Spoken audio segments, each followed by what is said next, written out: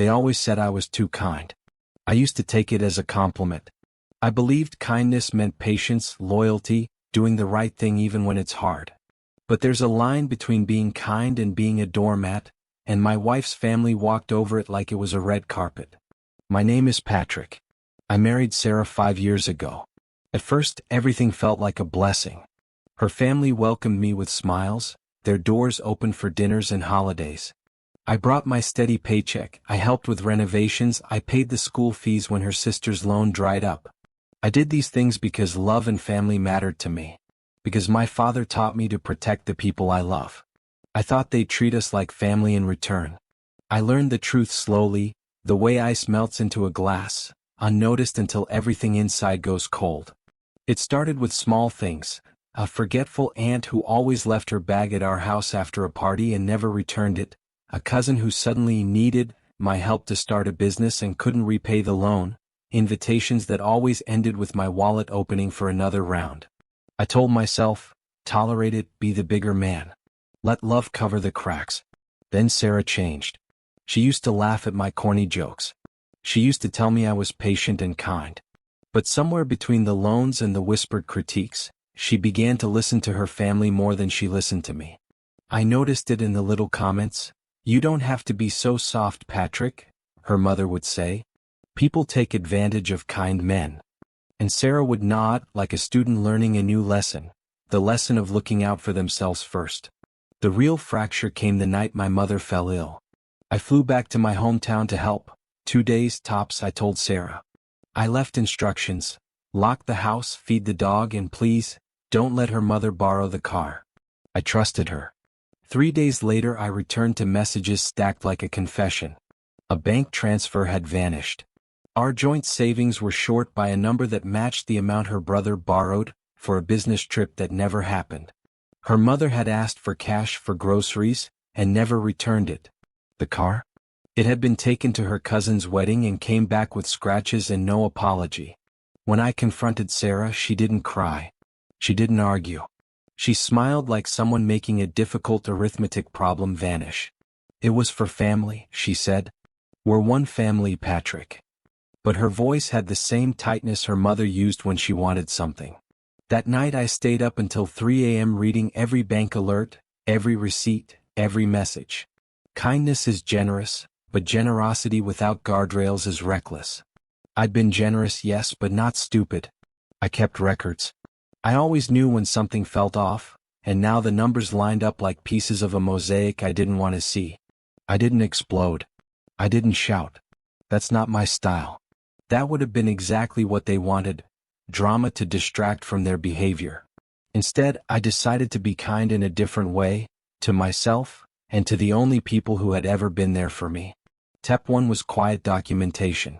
I saved copies of every transfer, matched messages to dates, screen-recorded conversations where they promised to repay.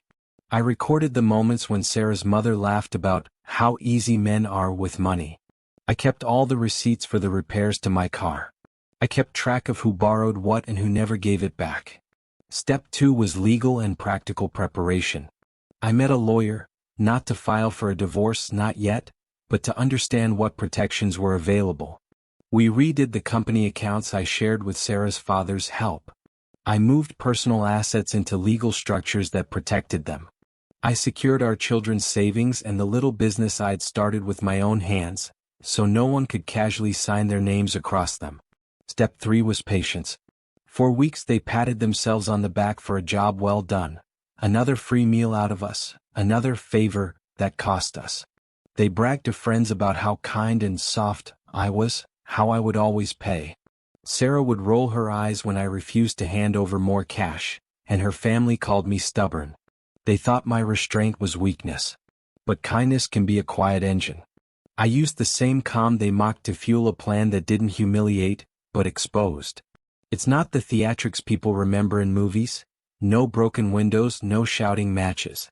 My revenge was surgical. On a Sunday morning, the house filled with their laughter as they showed off new furniture they couldn't afford without us. They posted glossy pictures online. My living room staged like a catalog, captions about family who supports each other. I sat in my study and printed the timeline I'd compiled: transfers, conversations, loan agreements that had never been honored, and the invoices for the car repairs and the medical bills I'd paid.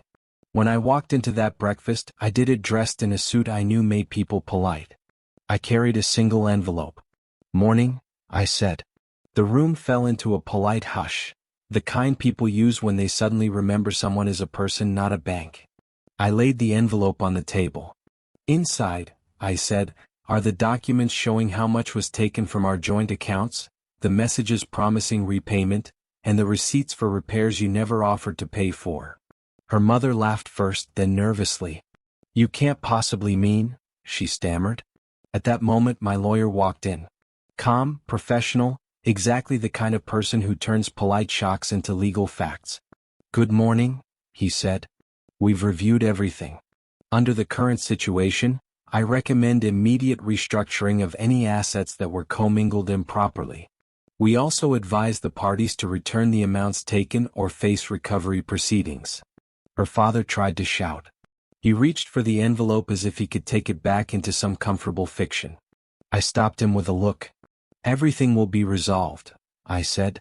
"But first, an accounting." I had already filed claims.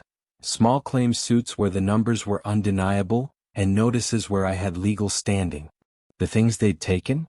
I'd quietly reversed the accounts that were in my name and put them into trust for the children.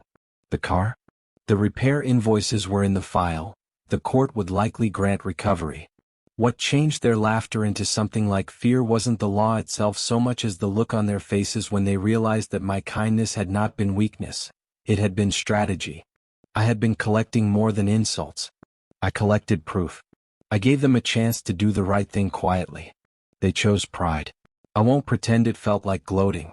When the police officer came to document the claims, I stood outside and watched Sarah cry for the first time in years. Not from pain, but from the realization that the life she'd comfortably borrowed from was not endless. Her mother begged. Her father blamed me for humiliating the family. I felt no joy in their misery, but I felt something I hadn't felt in a long time: relief. Relief because my children's future was safe. Relief because my father, who had taught me to be brave and kind, would never have to feel betrayed by me. Relief because I had proved something to myself. Mercy doesn't mean you lose your spine.